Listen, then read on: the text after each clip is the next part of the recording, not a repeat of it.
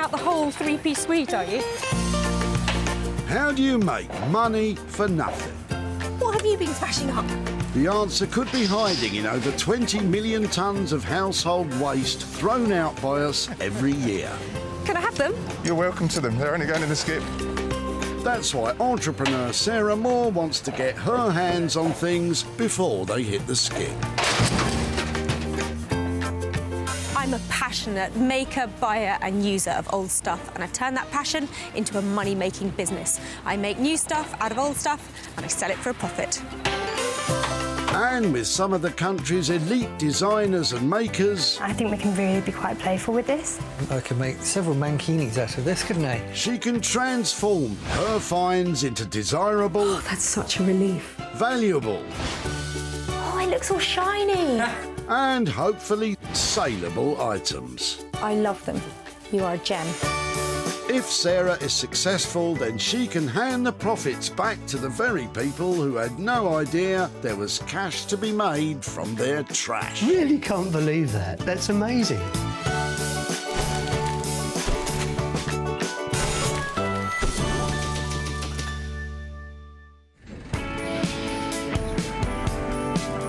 Some serious clearing out is going on in Whitley in Surrey.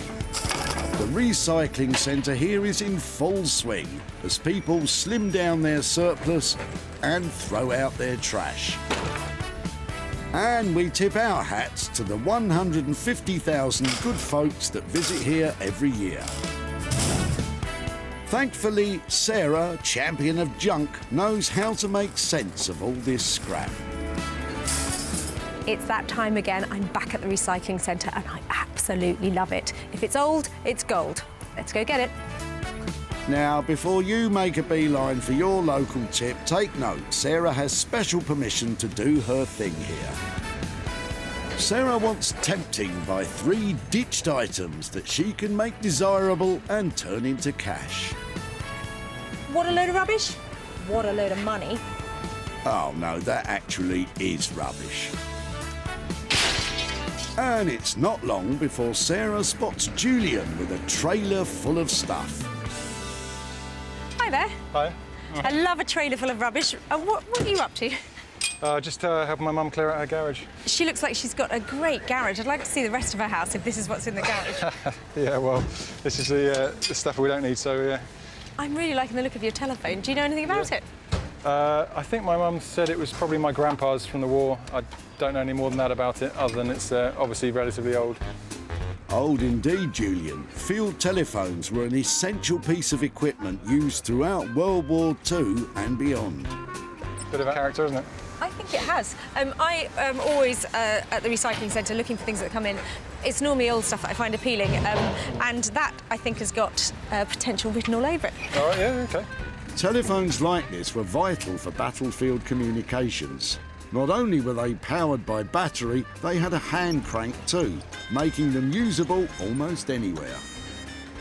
I'm not sure it'll ever make a call again, but it would be great to see if it could do something else or have a Yeah, bit go more for it, appeal. yeah. If you think you can do something with it, that'd be great. It'd be interesting to see if you can turn it into something more exciting.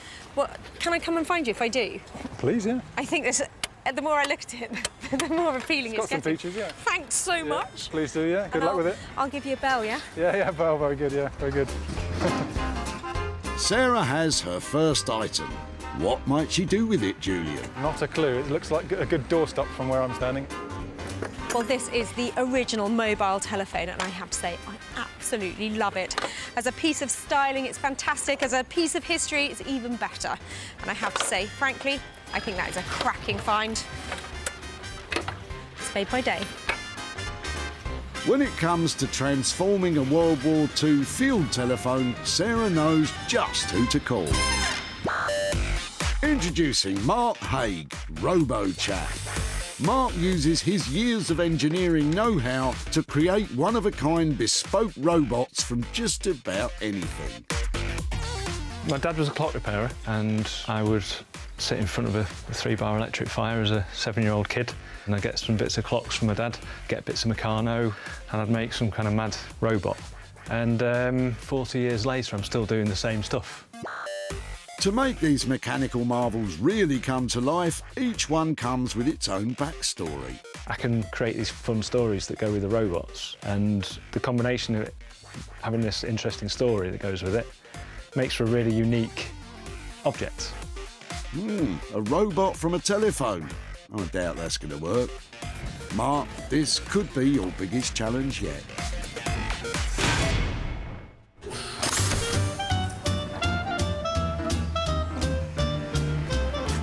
That's one item neatly packed away, just 2 more to go. And Sarah's doing what she can to cover ground quickly. It's a big tip. It's big, it's busy, and it's bursting with booty. Suzanne has arrived to make her own contribution to the tip lot, with a boot stuffed full of potential prizes. Hello there. Hi. I've been looking in your rubbish and thinking it looks quite exciting. There are lots of interesting things Hi, in I'm my Sarah. boot. I'm Suzanne. Hi there, Suzanne. What are you doing? Is it building work? It is, yeah. I'm renovating a 1910 Victorian semi. I tell you what's catching my eye. It's this. What was that for? So the house had subsidence about 30 years ago. Right. So I think there are about 6 bars in total through the side of the house to support it. They feel like they literally wear done, don't they?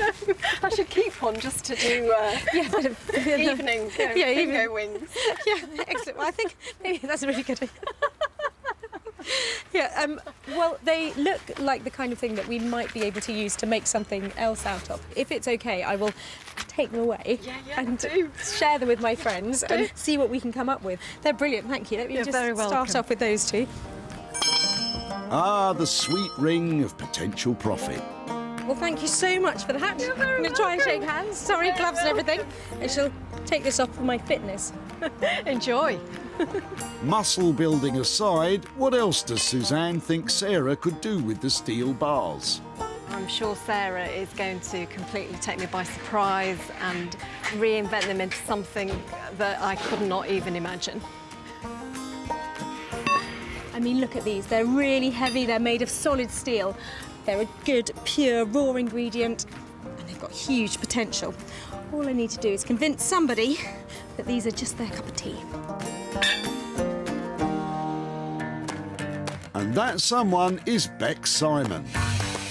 Bex is one of the country's leading artist blacksmiths, and together with husband Dave, this pair have certainly proved their mettle, producing high-end furniture and bespoke metalwork commissions. When I first came across someone working in the blacksmith workshop, I just suddenly knew that is what I have to do. Fire is incredibly exciting, you know. It's orange and it's bright and it's loud and it can hurt you. So seeing fire, it lights my pilot light. And I think that's because I'm a fire sign. I'm a Leo. No. Well, Bex, let's hope this steel lights up your imagination.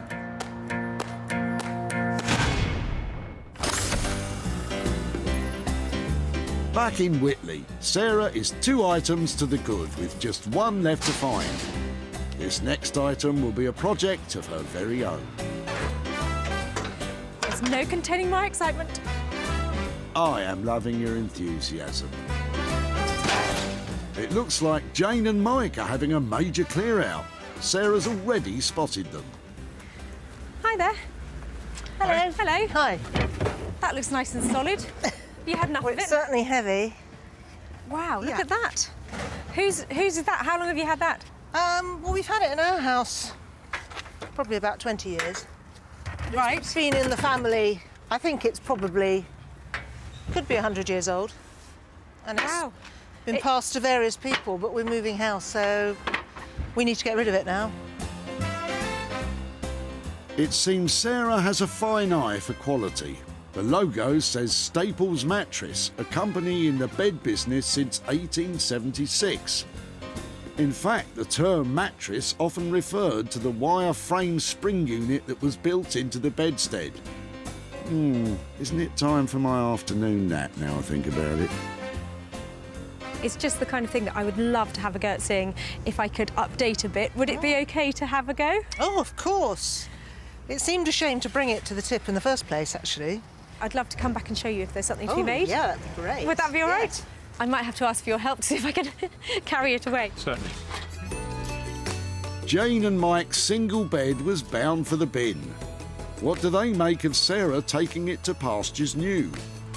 I know that not many people want second-hand beds, but it's nice to think it might get use again. Yeah, and in the right place might be look quite good. Yeah. Well, it's a really sweet old bed. It's chunky, it's easy to put together, and I think it's absolutely ripe for a makeover. Right now, it's not even good for a sleepover.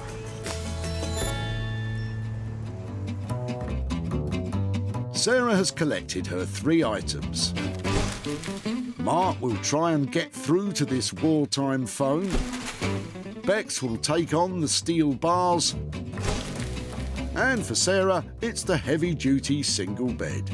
Well, there's no time for rest. I've had success, but the hard work begins now.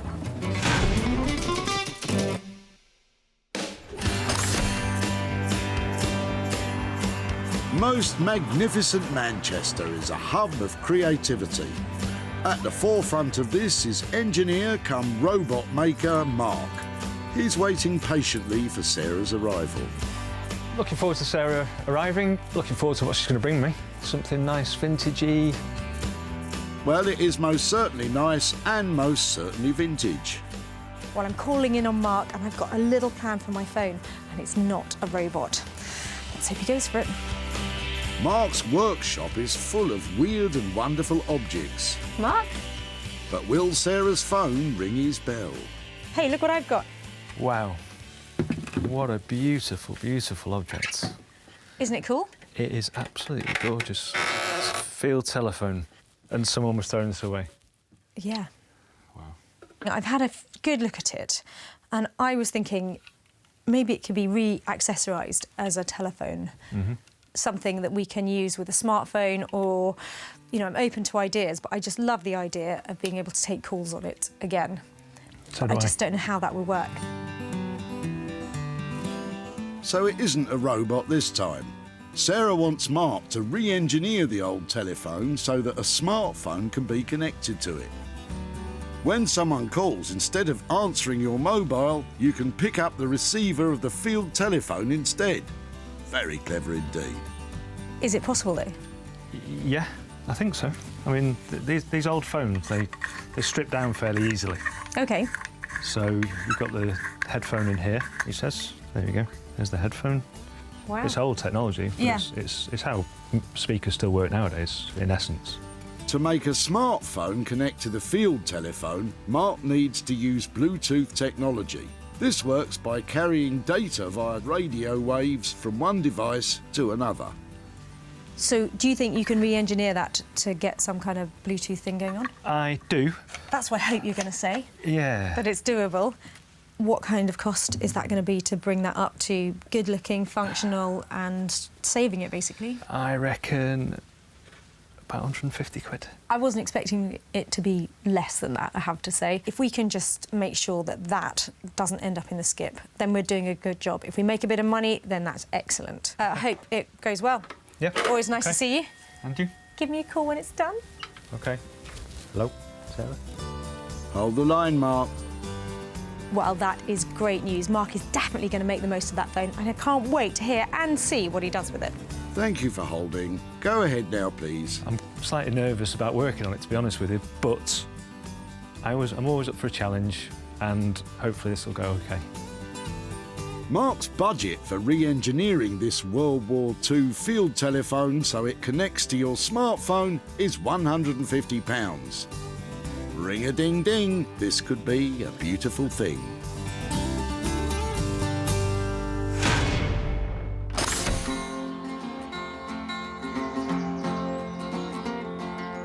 "200 miles south in the metropolitan green belt of Surrey, Bex and husband Dave are their usual optimistic selves as Sarah makes her way with the steel tie bars from the tip. It's nice Sarah coming to bring us things, isn't it? Because we don't normally, you know, do this sort of thing, so it sort of mixes up what we normally do. It's a good challenge on design, trying to keep the budget low. Well, I brought my heavy metal to leafy Surrey in the hope that Bex and Dave want to take it on and transform it into something beautiful. It's going to need a lot of skill to make that into hard cash. Hello. I've got a little something for you. I've got your heavy metal. Cool. Yeah, perfect. Perfect. As in I'm in the right place? Yes, absolutely. What was it? It was a tie. You know, if you have a house that's on the move, it was, tie. yeah. We put it all up here. Do you want it up there? Mind the ends because they've got burrs on the end of them. So I'm hoping that they're something you can work with, but they're not cast, are they? So presumably that's a steel that you could do something with. Yeah, absolutely. We can shove that in the fire, burn the paint off, and then it's ready to forge. The guys seem pleased with the steel, but what does Sarah think they could make out of it? I was wondering whether you could spike some of the metal through some shelves. Something like that to make a set of shelving. Okay, so you've got the shelf, and basically the metal's going to go through a pierced hole. Yeah, so it's coming up through there and... It would just be quite tricky to get it to work with these angles. Yeah, so maybe you'll just keep it straight down If then. we kept it straight and then, I don't know, maybe do something at the ends. I'm thinking that the shelves would be easier if not metal, probably, wouldn't they? Probably just like wood or something I lighter. think it'll be a better contrast as well, to have the metal and the wood. What's the damage then, Dave? How much have you got? Well, if it's big, impressive, room divider size, 500 quid all in. Yeah, we could probably work with that. Oh, that sounds amazing. I'm really excited. I can't wait to see it. It's going to be huge, isn't it? I hope it doesn't give you any trouble. Don't burn yourself. No crushing. Okay, thanks ever so much. See you later. Bye. Bye. So they really went for the shelf idea, and that means the pressure's on me. I'm hoping it's going to be a big statement piece. It's got a big budget, but it really needs to perform. It should look nice, you know. Again, it's a little bit of a challenge, but that's what we like, don't we? Do we? Of course we do. Well, lucky for you, Bex, you got one. And even with a budget of £500, you may need extra steel from within to make this a reality.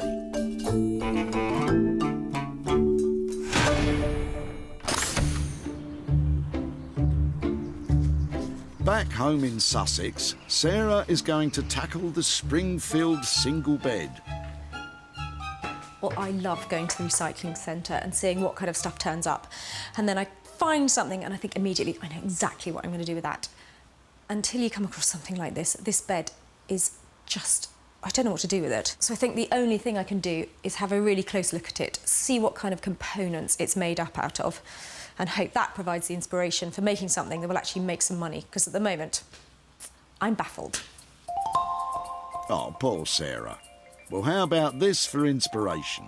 King George V recovered so well from a back injury using a bed just like this one that Staples, the company who supplied it, earned a royal warrant in 1932. So, a bed fit for a king. Not a bad starting point, Sarah. I can't imagine what I saw in this at the recycling centre. Why don't you break out the tools, get started, and the inspiration will come.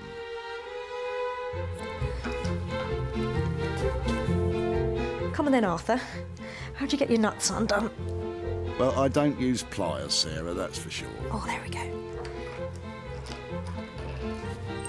That is not the end to that bed. These do not fit. Great. No problem, Sarah. You love a challenge. So maybe I can just drop it on the floor and use it as a big day bed, perhaps? There you go, fantastic. Who doesn't love a beautiful day bed? They're nice. Well, I'm really relieved because I've finally come up with a plan for this bed. I'm going to go for beautiful raw linen Hessian to make a soft, utility-style, pioneer-inspired kind of day bed. I'm hoping these stainless steel legs will give the bed the support it needs and a little extra style. Lovely.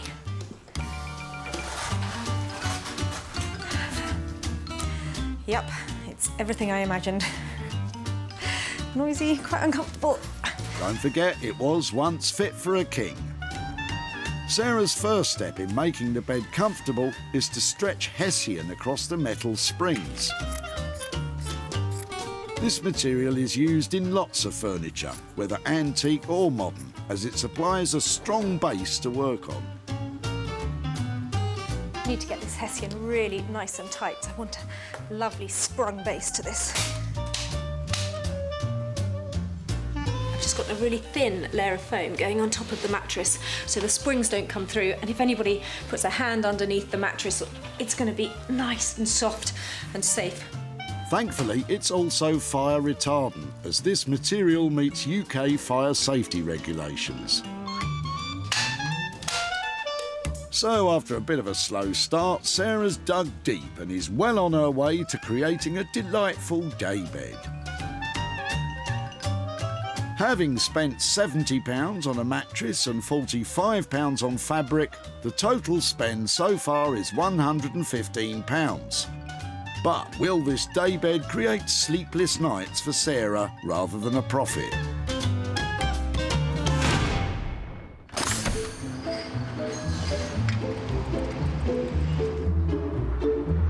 In Manchester, Mark is re-engineering the World War II field telephone so it takes calls from a smartphone.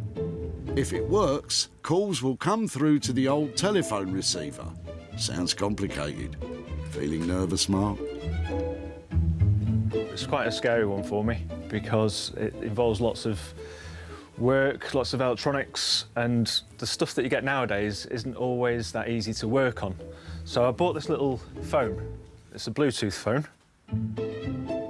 Mark needs to get Bluetooth technology from this device into the World War II phone so it can wirelessly connect to a mobile.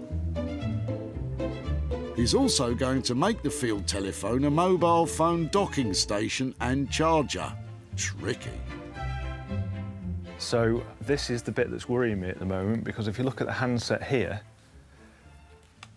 there's no actual way of splitting this. So somehow I'm going to have to remove these buttons here and wire them into somewhere else on the actual phone. First, though, Mark needs to strip the original components to make room for the charging cables. So as you can see in here, there's a big bell that used to do the dinging. It's got the guy's signature there who actually built the thing in the first place, I imagine, or tested it, which is amazing. That rings a bell. Listen, I do the jokes round here, Mark. Unfortunately, the original bell in this old phone can't be engineered to be part of the new design. And while some components can stay, others need to be stripped out too. Once done, Mark can drill some holes and get wiring. OK, so we'll give this a test. We go mains into there, USB into there, the phone goes into there, and hopefully we're charging, which is good. Part 1 of the mission is accomplished, as the smartphone charging station is up and running. But what about the Bluetooth? This is the part of the build I'm not looking forward to whatsoever. Mark needs to transfer the new technology from the modern handset over to the field telephone. That is what a microphone looks nowadays, and this is a 60-odd-year-old microphone. Things have moved on a little bit. Ain't that the truth, Mark? With the workings of the modern telephone extracted safely, Mark can now use the headphone mic and ringer within the field telephone. However, this is the little Bluetooth module, and these switches are quite problematic to cable off. So somehow I'm going to have to make that sit in there and look pretty. I'm not entirely sure how I'm going to do that at the moment. I think we'll leave you to it.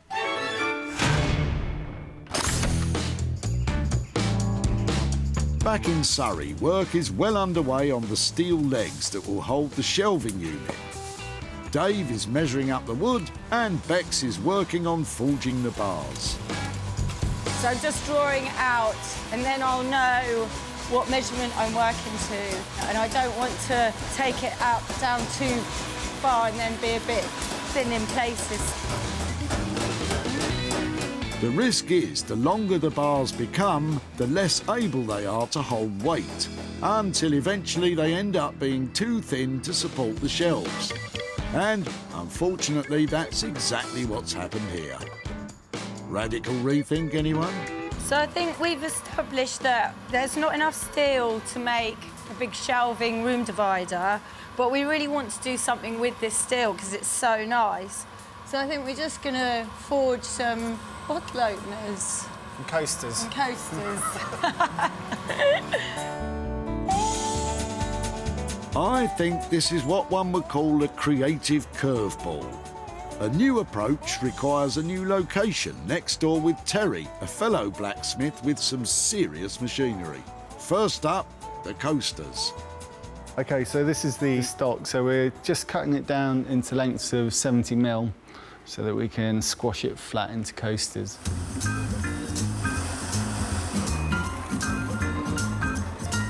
Once cut to size, Bex takes the lead on the project and heats them in a furnace to temperatures of over 1,000 degrees Celsius. This allows fellow blacksmith Terry to squash them with his impressive mechanical hammer. The result is perfectly round, perfectly flat coasters. Very cool. Or very hot, you know what I mean. With the coasters coasting along, time to turn to the bottle openers. Here we go. Like the coasters, they require small sections of the steel to be heated at high temperatures. Nearly getting there, Dave. Then they can be moulded into shape and have holes punched through the softened steel. Once this is done, the holes will be shaped to have a metal lip to easily open your bottles of choice. There we go. Starting to take shape. Yeah. Who wouldn't want to have a lovely hand-forged bottle opener and a couple of coasters? Me? Well, you're getting one for Christmas. I hate forged work. From where I'm standing, I'm not sure if I want one of them either.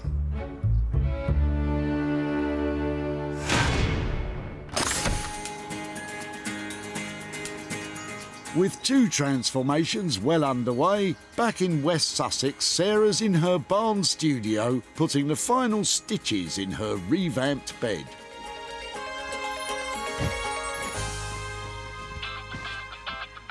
Sarah started off with this old, unwanted single bed. It was dull, it was cumbersome, and the headboard didn't match the bed base. But look at it now. Sarah has channeled her pioneer spirit with this stunning daybed. Stainless steel legs and Hessian on the base give a hardy, rustic feel. A new mattress covered in stunning 1930s vintage fabric also makes it bang on trend and utterly timeless. The final touch of those gorgeous floral pillows shows off this clever transformation into a beautiful and practical ottoman. Load this daybed onto the wagon because I'm heading west. Well, it's finally done. It's got a whole new look and now it is really comfortable too. But altogether, I'm hoping that with this hand-stitched edge along here, some nice pictures taken with the pretty cushions on it, it's now much more saleable. So it's straight to the picture taking. The next step is to find a buyer. At Whitley Recycling Centre, Sarah met Jane and Mike. That looks nice and solid. Have you had enough of it? It's certainly heavy. They were getting rid of a very old spare bed. I think it's probably, could be 100 years old. Sarah took to the internet and posted her pictures on social media to try to find a buyer. But were there any takers? Sarah's travelled to Godalming in Surrey to meet up with Jane and Mike to show them the transformation. Hi there. Hello, Sarah. How are you doing? Very well, thank you. Nice Come to on see in. you, thank you. Hi, Mike. Hi there, nice to see you. So you've arrived in your new house? Yes. It looks amazing. You were throwing out things from your old house, is that right, which is where the bed came from? Your family, is that My right? great-aunt owned it last, and prior to that, it was her family. I tried to put it together and I couldn't make it work, so what did you think I was going to do I with don't it? know. I know it's not normally what it started out as. Do you want to see some pictures of how I did it? Yes. It didn't go far from a bed. In fact, I've turned it into a day bed. Oh, that's lovely. I used all of the frame because it had such great springs in it. It was a very good, obviously a very well-made bed in its time. Yes. So what do you think? I love it. It's so nice that it's being used again. I'm delighted. Very pleased. Well, it didn't transform that much, but it has managed to make a bit of profit. So I bought that for you. I have got 85 quid here. Wow. For your old bed frame. Who's having that? You're the accountant. They are accounts. You can take that. Thank you very much. That's a pleasure. Accounts, where is that money going to go? Oh, we went over budget on this place. Really? So it would help them. Well, actually, I think we should give at least some of it to charity. And the aunt who owned the bed had dementia, so I think we should give it to a dementia charity. OK, well, I'll leave that to you, but thank you so much for letting me have it. It was a lot of fun to work on. Fantastic. So thank you so much. It was It's been really great to catch up. interesting. Thank you. Thank you. Nice Thank to you, see you Sarah. again. Sarah. Bye-bye. Bye. Bye. Well, bed into day bed, it wasn't a massive transformation, but I reckon 85 quid is a nice, healthy profit. Sarah's daybed costs came to £115, and it sold for £200, leaving an £85 profit for Jane and Mike.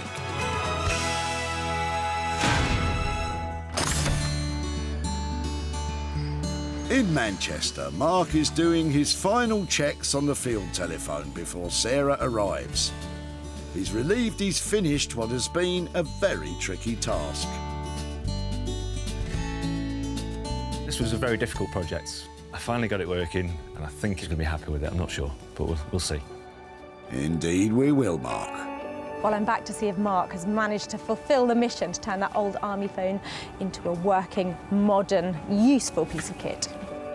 When Sarah met Julian at the tip, he was about to call time on this World War II field telephone.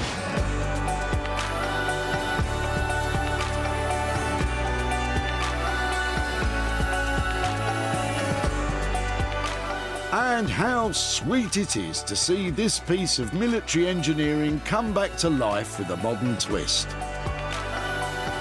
Mark has created a perfect marriage of old and new by re-engineering this field telephone to not only allow you to charge your phone, but also to receive calls from your smartphone. Oh, I think I want one.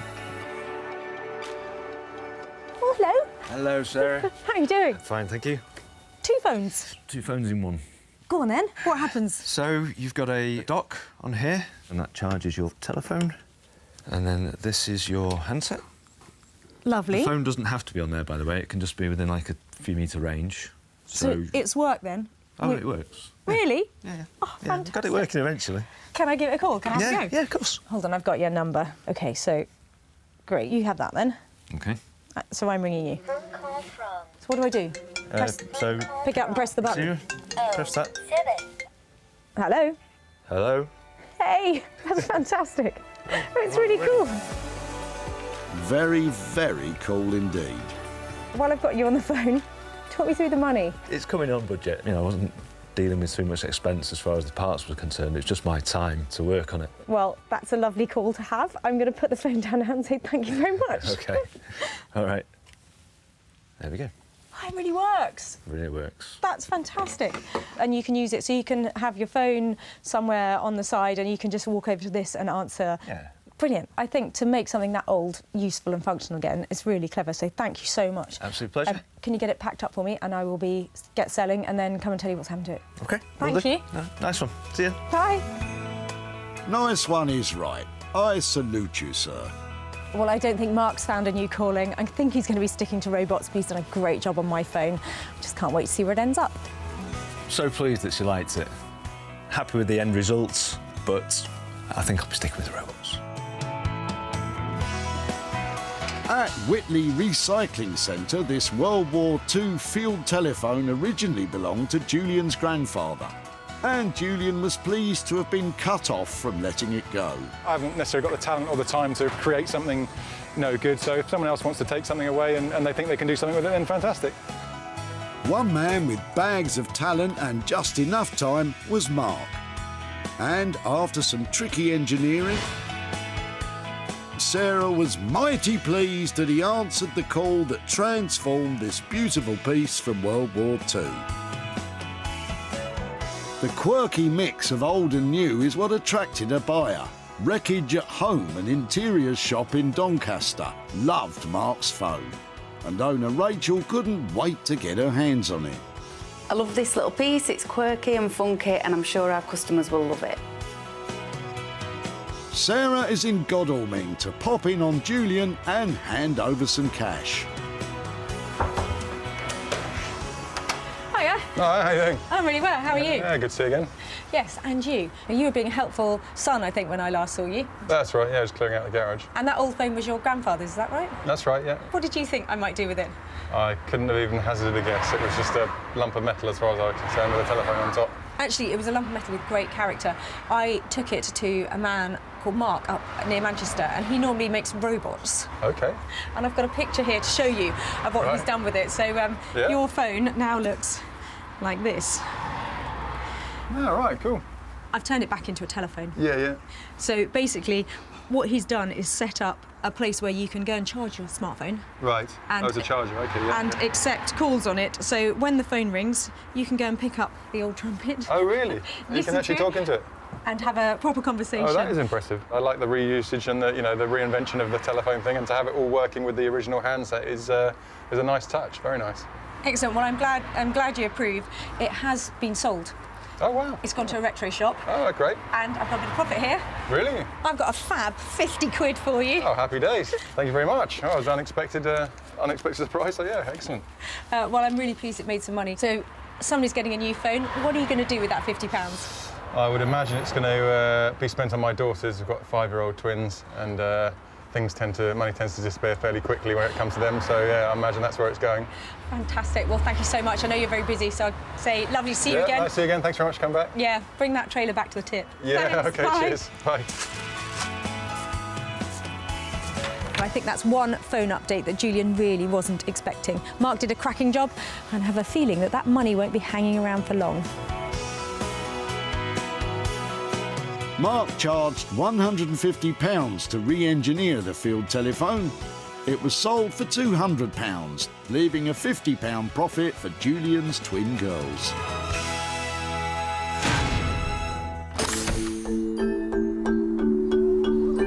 In Surrey, Bex and Dave are giving the coasters and bottle openers a once-over before Sarah arrives. After the U-turn on design, they're understandably nervous about Sarah's reaction. Sarah's coming to expect a big shelf room divider type thing, and we're giving her something a lot smaller. A few bits and bobs. Well, I left Bex and Dave with a little bit of steel and some very big ideas. I just can't wait to see what they've made. When Sarah dropped the steel tie bars off, all they were fit for was the dump. But now just look at what the old steel has become. A cleverly forged 10 sets of bottle openers and coasters. Each one is completely unique with the addition of a little copper motif, showing off Bex's incredible blacksmithing skills.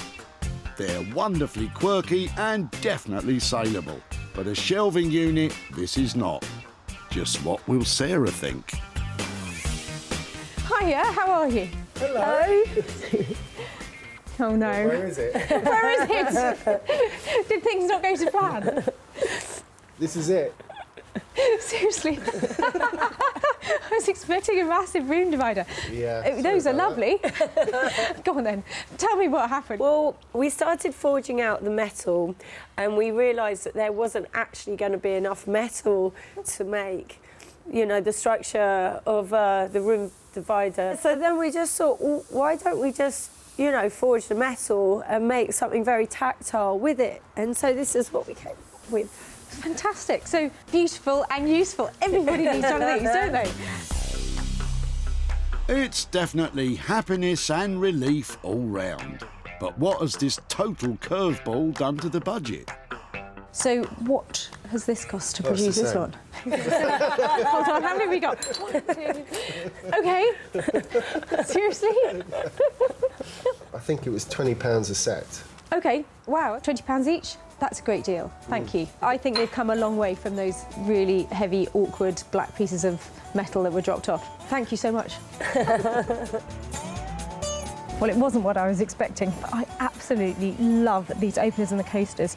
All I've got to do now is find somebody who drinks beer. That's not going to be difficult, is it? When Sarah spied the bars in Suzanne's boot in Whitley, initial thoughts about what to do with them were frankly silly. I should keep one just to do evening bingo wings. But Suzanne was confident Sarah could transform them. I'm sure Sarah is going to completely take me by surprise.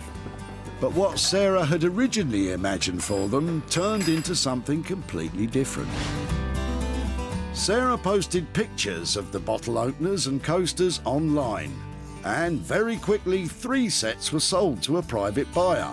The other 7 were bought by an antiques and vintage store in Shropshire, and owner River is pleased with his purchase. These are fantastic how Bex has managed to forge these from steel. Absolutely love how rustic and how hard-wearing they feel. Sarah is in Hazelmere in Surrey to meet up with Suzanne and hand over the profit. Hi, Suzanne. Hi there. How are you doing? Oh, all right. How are you? Yeah, really well. So this beautiful renovation work all done? Yes, all done, completed. Yeah. I remember chatting to you at the recycling centre and you saying you were an avid recycler and user of materials. So what did you think we did with your bars? I've been racking my brain. What on earth could they make out of them? I've got some pictures of what actually happened to them. Exciting. Are you ready for this? Yes. Doesn't look like a steel bar. Oh, really? Your bars have been made into bottle openers and coasters. Oh, my word, that's amazing. I love the copper. They've been handmade, hand-forged and are a lovely set. They're beautiful. Well, they have been sold and I've got some money from the proceeds of the sale. I've got £50 here for you. Oh, wow, that's fantastic. So that's for your steel, but... Wow. That's lovely. It's a lovely ending. Thank you. I'm glad you like that. I always like to know, because I'm nosy, where does that go? Well, I am doing a charity walk around the Isle of Wight. OK. So I think I'm going to put it towards that. That's a fantastic idea. Thank you so much for catching up and good luck on the walk. And that sounds like a great cause for that. Thank you very much. Bye-bye. Thanks, bye. Bex and Dave charged £200 for 10 sets of bottle openers and coasters. Sarah sold the whole lot for a total of £250, leaving a £50 profit for Suzanne. Sarah salvaged 3 items that were destined for the dump. Mark scored a victory with the military phone. Beck showed some steel with the metal poles. And Sarah worked wonders with the single bed. Well, I really enjoyed that. We take stuff, we make stuff, and we send it off to new homes. What could be better than that?